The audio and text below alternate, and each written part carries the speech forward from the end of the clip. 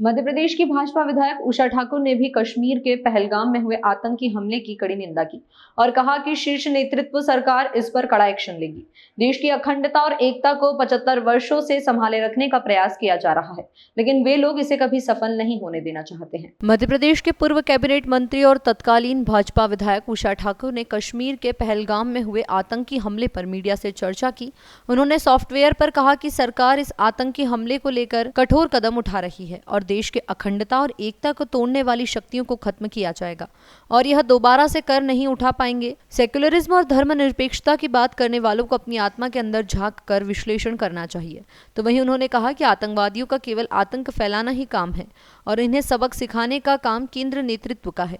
देश के स्वर्ग में धर्म पूछ पूछ कर मारना और मानवता को शर्मसार करने वाले लोगों को छोड़ा नहीं जाएगा, उन्हें सबक सिखाया जाएगा। कलमा पढ़ने की बात को लेकर उनका कहना था कि जिस धर्म ग्रंथ की वह बात करते हैं उन्होंने उस धर्म को न पढ़ा है न समझा है।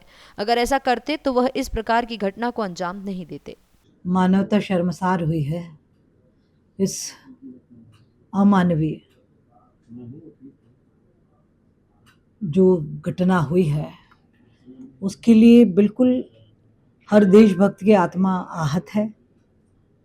पर हमें भरोसा है हमारा राष्ट्रभक्त शीर्ष नेतृत्व ऐसी राष्ट्रद्रोही ताकतों को छठी का दूध याद दिलाएगा, ऐसा सबक सिखाएगा और इनके ये जो मंसूबे हैं ये कभी पूरे नहीं हो सकते।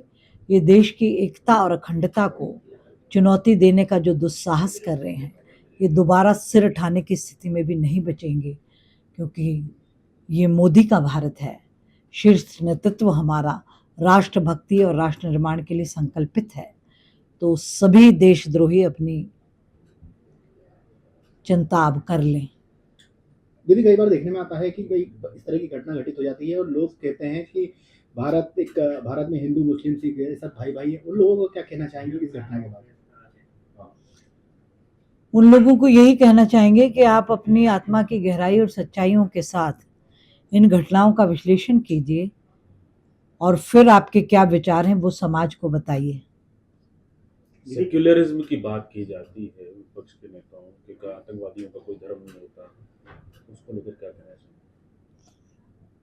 आतंकवादियों का तो धर्म सिर्फ आतंक फैलाना है और उनको सबक सिखाना समर्थ सक्षम केंद्रीय नेतृत्व को आता है। लेकिन इस घटना के बाद से धर्म की बात जो सामने आ गई है कि धर्म देखकर आदमी को गोली मार दी गई, ये बहुत ही निंदनीय कृत्य है कि धर्म पूछ पूछ के आप नागरिकों को हत्या करेंगे। तो इस हिंदुस्तान में रहने का, इस देश के स्वर्ग को बर्बाद करने का कोई अधिकार ऐसे नरपिशाचों को नहीं बनता और अब वो सब अपनी खैर मनाएंगे इस घटना के बाद। इंदौर के साथ ही जिस तरह से पहलगाम में घटना हुई, उसके पहले पश्चिम बंगाल में घटना सामने आई, उसके पहले गुना में घटना आई, लगातार हिंदुओं को ही टारगेट कर उनके घरों पर हमला किया जा रहा है। क्या ठोस कदम उठाने की अब आवश्यकता नहीं है? ठोस कदम उठाने की आवश्यकता है और मुझे लगता है नेतृत्व जिस प्रकार से हमारा चैतन्य है, सक्षम है, निश्चित रूप से पर एक बार, दो बार, तीन बार अब ये कोई छोड़े नहीं जाने वाले, ये सब कठोरतम दंड पाएंगे, ये तय है। दीदी, आतंकियों ने पहले कलमा पढ़ने की बात की, इसके बाद सभी को गोली। जी, ये उनकी हैवानियत की पराकाष्ठा है। वो जिस कुरान की बात करते हैं ना उसको उन्होंने पढ़ा है, ना समझा है, ना आचरण में उतारा है।